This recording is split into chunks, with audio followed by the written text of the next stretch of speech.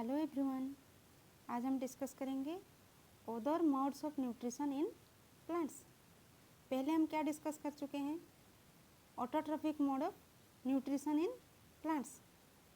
जो प्लांट्स जो कि ग्रीन लीव्स होता है, यानी कि उसमें क्लोरोफिल होता है, वो अपने फूड तैयार कर लेते हैं फोटोसिंथेसिस के प्रोसेस में। बट ऐसे भी कुछ प्लांट है जिनके पत्तों में क्लोरोफिल नहीं होता है, तो वो अपना खाना तैयार नहीं कर सकते हैं, तो दूसरों पर डिपेंड करते हैं, इधर प्लांट्स या एनिमल पर डिपेंड करते हैं अपने फूड के लिए। And they are called as heterotrophic mode of nutrition.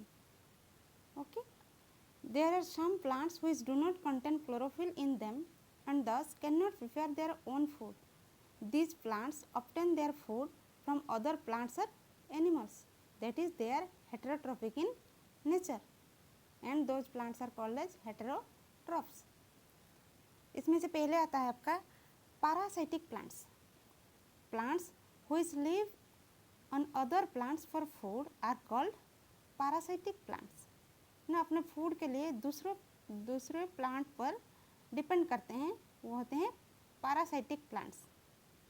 उसमें एग्जाम्पल आपका आता है कस्कुटा, यानी कि अमरबेल। It does not have chlorophyll, it takes readymade food from the plant on which it is climbing.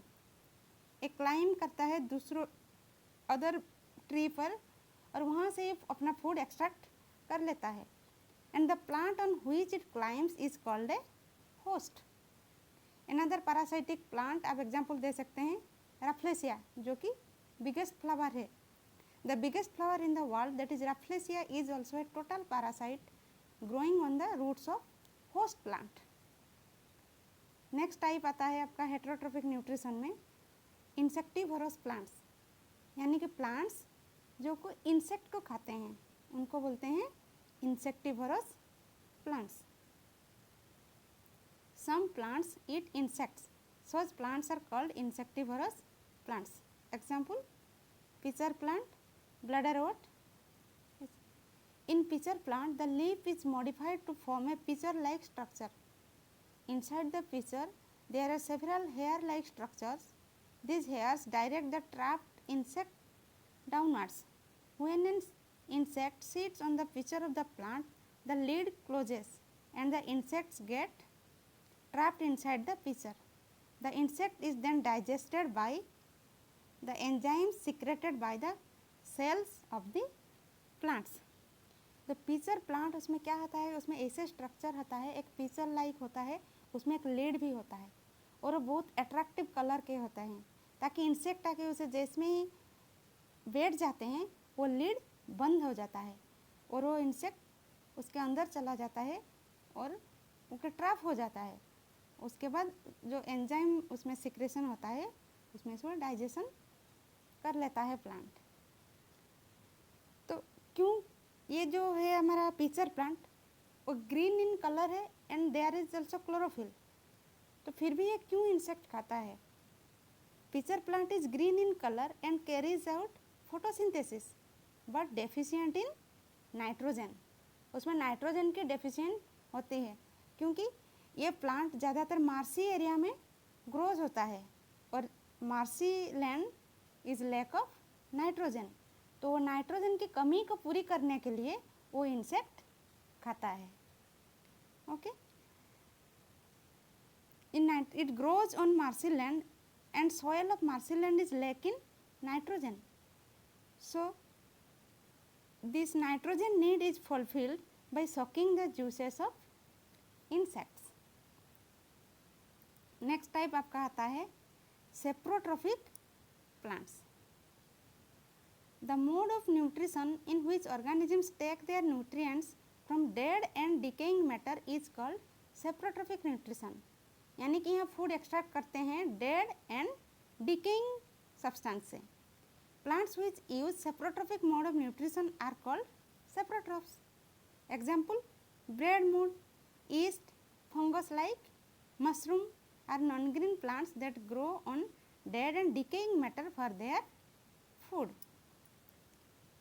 Next आता है आपका symbiotic plants. Some sometimes two plants of different species live together and help each other in obtaining food and shelter.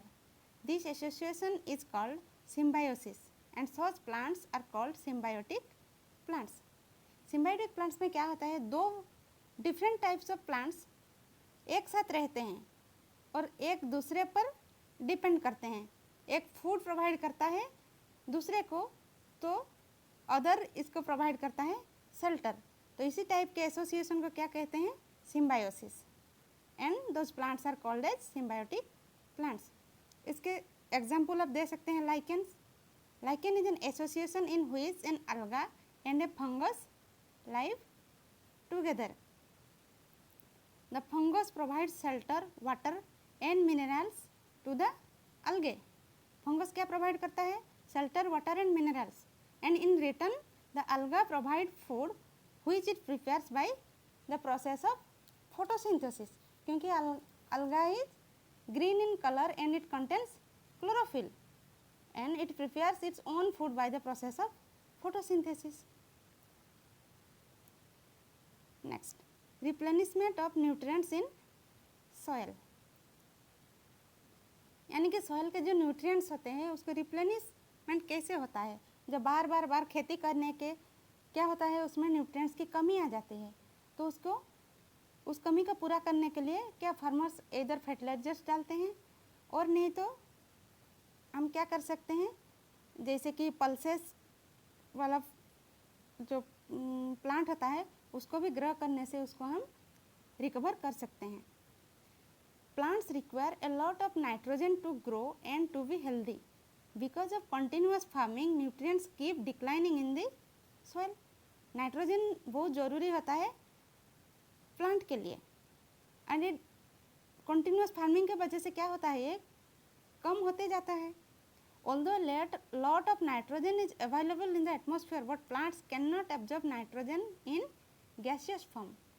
Plant direct gaseous form of nitrogen को absorb नहीं कर पाता है. Rhizobium bacteria which lives in the root nodules of legumes such as gram, मूंग.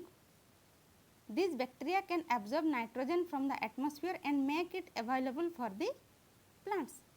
इसमें क्या होता है, जो राइजोबियम बैक्टीरिया वो क्या होता है, रूट नोडुल्स ऑफ लेग्यूम प्लांट्स जैसे कि ग्राम, मूंग, इसमें रहता है, और वो बैक्टीरिया एब्जॉर्ब कर लेता है एटमॉस्फेयर से nitrogen, then it provides it to the plants.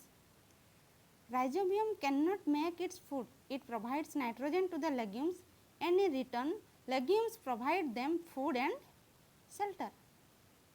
इसमें क्या है, राइजोबियम नाइट्रोजन प्रोवाइड कर लेता है किसको, ग्रीन प्लांट्स को, लेकिन वो अपने आप खाना नहीं बना पाता है, वो लेग्यूम प्लांट से अपना खाना लेता है. तो इसको भी हमें बोल सकते हैं एग्जाम्पल ऑफ सिम्बायोटिक रिलेशनशिप, यानी दोनों दूसरों पर डिपेंडेंट हैं.